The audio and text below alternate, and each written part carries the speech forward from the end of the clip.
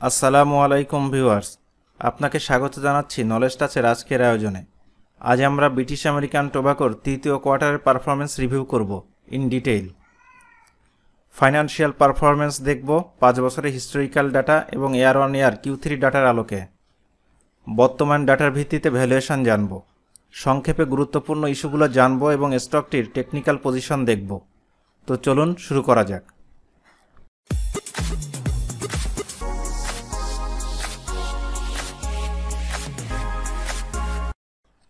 দর্শক, চ্যানেলটিকে সাবস্ক্রাইব করা না থাকলে এখনই সাবস্ক্রাইব করে নলেজ টাচের সাথে থাকুন এবং বিনিয়োগ শিক্ষাকে এনরিচ করুন। পরবর্তীতে কয়েকটি ফার্মা স্টক নিয়ে আলোচনা করব। প্রথমে কোন ফার্মা স্টকের আলোচনা চাচ্ছেন কমেন্টে জানিয়ে দিন। তৃতীয় কোয়ার্টার শেষে ব্যাডবিসির টোটাল সম্পদ 11,269 কোটি টাকা। এই সম্পদের 32.56% অংশই প্রপার্টি, প্ল্যান্ট অ্যান্ড ইকুইপমেন্টে ব্যবহৃত হচ্ছে। টোটাল ইকুইটি 6,146 কোটি টাকা, যার 91% রিটেইন আর্নিংস। বর্তমান কোম্পানিটির টোটাল লায়াবিলিটি 5,123 কোটি টাকা, যার মধ্যে অন্তর্ভুক্ত আছে লোনস অ্যান্ড বরোয়িংস 397 কোটি 40 লাখ টাকা। জুন মাসে লোন ছিল 2,136 কোটি টাকা, যেটা গত 3 মাসে সিগনিফিক্যান্টলি কমেছে।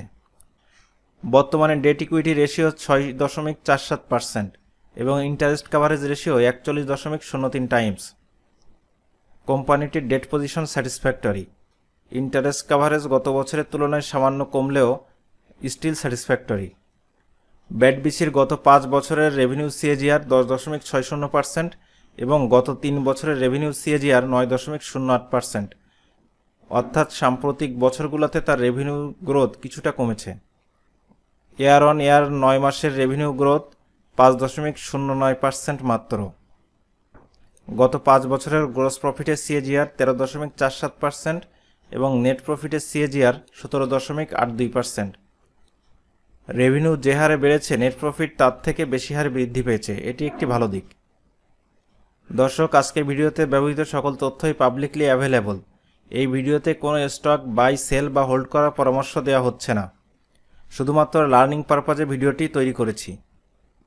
তৃতীয় কোয়ার্টার শেষে কোম্পানিটির gross profit margin 10.93%, operating profit margin 9.11% এবং নেট প্রফিট মার্জিন 4.28%।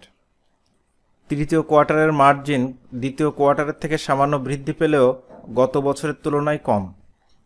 সিগারেট কোম্পানির মার্জিন কম হওয়ার একটি প্রধান কারণ এর একটি সিগনিফিক্যান্ট অংশ সাপ্লিমেন্টারি ডিউটি এবং ভ্যাট হিসেবে গভর্নমেন্টকে পরিশোধ করতে হয়। যেমন গত 9 মাসে ব্যাডবিসির টোটাল রেভিনিউ 30,443 কোটি টাকা, যার মধ্যে গভর্নমেন্টকে সাপ্লিমেন্টারি ডিউটি এবং ভ্যাট হিসেবে পরিশোধ করেছে 23,906 কোটি টাকা। বর্তমানে রিটার্ন অন ইকুইটি 28.69%, যেটা গত বছরের তুলনায় কমেছে। কোয়ার্টার 3-র 3 মাসে আমরা দেখছি ডিরেক্টর এবং গভর্নমেন্ট হোল্ডিং আগের মতো থাকলেও ইনস্টিটিউশন হোল্ডিং কিছুটা কমেছে, ফরেন হোল্ডিং বেড়েছে এবং পাবলিক হোল্ডিং বেড়েছে। 2023-এর 9 মাসের তুলনায় 2024-এর 9 মাসে রেভিনিউ বৃদ্ধি পেয়েছে 5.08%, নেট প্রফিট কমেছে 2.42% এবং ফ্রি ক্যাশ ফ্লো বৃদ্ধি পেয়েছে 563%। স্টিক সেল এবং তামাক পাতা এক্সপোর্ট কমে যাওয়া এবং কস্ট অফ সেলস বৃদ্ধি পাওয়া এর প্রধান কারণ। পক্ষান্তরে ফ্রি ক্যাশ ফ্লো বৃদ্ধি পাওয়ায় অবদান রেখেছে গত বছরের তুলনায় চলতি বছরের কালেকশন বেশি হওয়া এবং পিপিইতে ইনভেস্টমেন্ট কমে যাওয়া। গত বছরের Q3-র তুলনায় চলতি বছরের Q3-তে gross profit margin, operating profit margin এবং নেট প্রফিট মার্জিন সবগুলাই কমেছে। গত বছরের Q3-র তুলনায় চলতি বছরের Q3-তে ডেট ইকুইটি সামান্য ইমপ্রুভ করলেও লিজ অ্যান্ড লোন সামান্য বৃদ্ধি পেয়েছে। Return on equity, return on capital employed এবং ইন্টারেস্ট কাভারেজ সামান্য ডিক্লাইন করেছে। পারফরমেন্স সামান্য কমলেও সেটা আসলে কোনো কনসার্নিং ইস্যু না। 2023 সালের 9 মাসে ব্যাডবিসির ইপিএস ছিল 25 টাকা 11 পয়সা। চলতি বছরের 9 মাসে ব্যাডবিসির ইপিএস 24 টাকা 49 পয়সা, অর্থাৎ ইপিএস সামান্য ডিক্লাইন করেছে। গত বছরে কোনো ইন্টারিম ডিভিডেন্ড না দিলেও চলতি বছরে ইন্টারিম ডিভিডেন্ড দিয়েছে 15 টাকা, অর্থাৎ চলতি বছরের ইন্টারিম পে আউট 61.24%। আমরা সকলেই জানি সাম্প্রতিক সময়ে কোম্পানিটি সাভার ফ্যাক্টরি সাইটের আপগ্রেডেশন করেছে, বন্ডেড ওয়্যারহাউসের কনস্ট্রাকশন করেছে এবং রুফটপ সোলার প্যানেল এস্টাবলিশ করেছে। এ সকল কাজে কোম্পানিটিকে একটি ভালো অ্যামাউন্ট ইনভেস্ট করতে হয়েছে। সুতরাং পরবর্তীতে যখন নতুন করে ইনভেস্টমেন্ট কমবে তখন তার পে আউটটা আরও বৃদ্ধি পাবে বলে আশা করা যায়। এখন আমরা ডিসিএফ মডেল ব্যবহার করে ব্যাডবিসি স্টকের ভ্যালুয়েশন দেখব। এখানে 2024-এর ডাটাকে অ্যানুয়ালাইজড করে প্রেজেন্ট করা হয়েছে। গত 3 বছরে ব্যাডবিসির ফ্রি ক্যাশ ফ্লো গ্রোথ ছিল 24%, 6 বছরের টাইম ফ্রেমে এটি ছিল 14% এবং 10 বছরের টাইম ফ্রেমে এটি ছিল 36%। 2021 থেকে 2024-এর ফ্রি ক্যাশ ফ্লোর এভারেজ 1115 কোটি টাকা। যেহেতু কোম্পানিটি সাম্প্রতিক সময়ে কিছু এক্সপেনশনে গিয়েছে, পরবর্তী 5 বছরের ফ্রি ক্যাশ ফ্লো গ্রোথ আমরা কনসিডার করেছি 15% এবং তার পরবর্তী 5 বছরের জন্য ফ্রি ক্যাশ ফ্লো গ্রোথ ধরেছি 12%। টার্মিনাল গ্রোথ কনসিডার করা হয়েছে 3.5% এবং ডিসকাউন্ট রেট নিয়েছি 13%।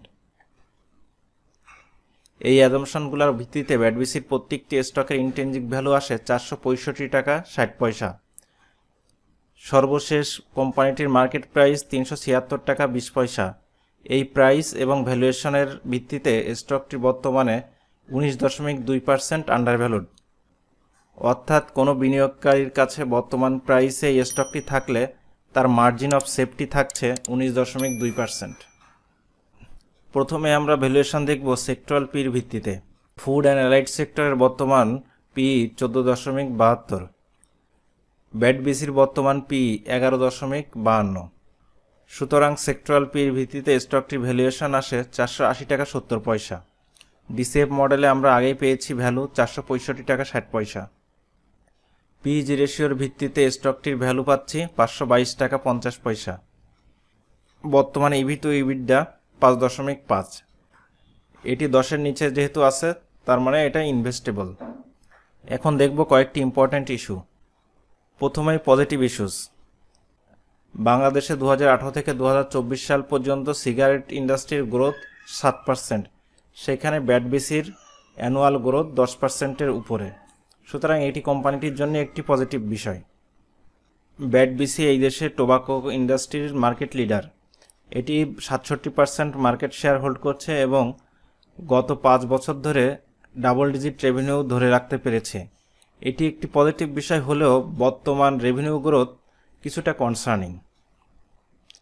কোম্পানিটির ম্যানেজমেন্ট খুবই এক্সপেরিয়েন্সড এবং কোম্পানিটি 1910 সাল থেকে বাংলাদেশে এই বিজনেস পরিচালনা করে আসছে।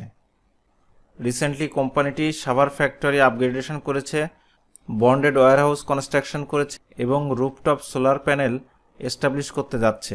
সাভার ফ্যাক্টরিটা এস্টাবলিশ করার প্রধান কারণ এখান থেকে প্রাপ্ত তামাক পাতা বাইরে এক্সপোর্ট করা। ব্যাডবিসি 12 নভেম্বর 2024 তারিখ থেকে কন্ট্রাক্ট ম্যানুফ্যাকচারিংয়ের ভিত্তিতে ফিলিপ মরিস বাংলাদেশ লিমিটেডের জন্য টোবাকো প্রোডাক্টস তৈরি করা শুরু করেছে। এই কন্ট্রাক্টের ফলে কোম্পানিটি এক্সট্রা রেভিনিউ আর্ন করতে পারবে। আমরা জানি এখনও পর্যন্ত ব্যাডবিসি বাংলাদেশের মার্কেটে স্মোকলেস প্রোডাক্ট লঞ্চ করেনি। ভবিষ্যতে যদি ব্যাডবিসি বাংলাদেশের মার্কেটে স্মোকলেস প্রোডাক্ট লঞ্চ করতে চায় তবে সেই ক্ষেত্রে তাদের রেভিনিউতে একটি সিগনিফিক্যান্ট গ্রোথ দেখা যেতে পারে। এখন দেখব চ্যালেঞ্জেস। প্রথমেই বলছি ব্যাডবিসি একটি শরিয়া কমপ্লায়েন্ট কোম্পানি নয়। যারা শরিয়া কমপ্লায়েন্ট কোম্পানিতে ইনভেস্টমেন্ট করতে চান তাদের জন্য এটি থেকে দূরে থাকাই উত্তম। রিসেন্ট কোয়ার্টারগুলোতে দেখতে পাচ্ছি ব্যাডবিসির রেভিনিউ গ্রোথ কমেছে। এর প্রধান কারণ তার সিগারেটের স্টিক এবং তামাক পাতার সেল কমছে, যার প্রভাব পড়ছে নেট প্রফিটে। রেভিনিউ এবং নেট প্রফিট কমার পিছনে প্রধান নিয়ামক হাই ইনফ্লেশন। আমরা জানি প্রত্যেক বছর সিগারেটের সাপ্লিমেন্টারি ডিউটি এবং ভ্যাট বাড়ানো হয়, যার ফলে স্বাভাবিকভাবেই সিগারেটের দামও বৃদ্ধি পায়। হাই ইনফ্লেশনের পাশাপাশি সিগারেটের দাম বৃদ্ধি পাওয়ায় এর নেগেটিভ ইম্প্যাক্ট পড়েছে কোম্পানিটির রেভিনিউতে। ব্যাডবিসির গত 3 কোয়ার্টারের রিপোর্ট দেখলে বোঝা যায় তার প্রিমিয়াম এবং হাই সেগমেন্টের প্রোডাক্টের সেল কিছুটা কমেছে এবং এই কনজিউমাররা মিডিয়াম এবং লো সেগমেন্টে শিফট করেছে। যে কোনো কোম্পানির প্রিমিয়াম সেগমেন্টে মার্জিন বেশি থাকে। যেহেতু প্রিমিয়াম এবং হাই সেগমেন্টের সেল ডিক্রিজ করে মিডিয়াম এবং লো সেগমেন্টের সেল ইনক্রিজ করছে, সেহেতু এটি নেট প্রফিটের মার্জিন কমিয়ে দিচ্ছে। আমরা জানি বর্তমানে বাংলাদেশের ট্রেজারি বন্ডের ইল্ড হিস্টোরিক্যাল পিকে অবস্থান করছে। যখন ট্রেজারি বন্ডের ইল্ড হিস্টোরিক্যাল পিকে অবস্থান করে বা হাই থাকে, তখন স্বাভাবিকভাবে ভ্যালু কোম্পানিগুলোর ভ্যালুয়েশন কমে আসে। ইনভেস্টমেন্ট স্টক মার্কেটে না এসে বেশিরভাগই ফিক্সড ইনকাম সিকিউরিটিজে চলে যায়। তবে যখন আবার ট্রেজারি বন্ডের ইল্ড কমতে থাকবে, তখন এইসব ভ্যালু স্টকের ডিমান্ড এবং ভ্যালুয়েশন বাড়তে থাকে।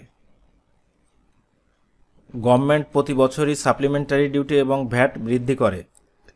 এর পাশাপাশি ধূমপানের উপরে যদি কোনো নতুন করে রেস্ট্রিকশন চলে আসে, তবে সেটি সিগারেট ইন্ডাস্ট্রির কোম্পানিগুলোর জন্য একটি আলটিমেট থ্রেট।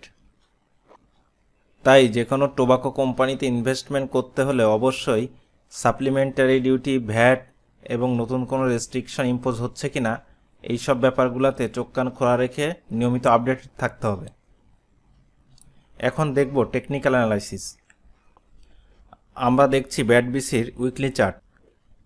স্টকটি গত 3 বছর যাবৎ একটি ডাউনওয়ার্ড চ্যানেলে অবস্থান করছে। এখানে প্রথমে প্রাইস কারেকশন দিয়েছে এবং বর্তমানে টাইম কারেকশন দিচ্ছে। ম্যাকডি বর্তমানে জিরো লাইনের নিচে অবস্থান করছে। মোমেন্টাম পেতে হলে অবশ্যই এটিকে জিরো লাইনের উপরে উঠতে হবে।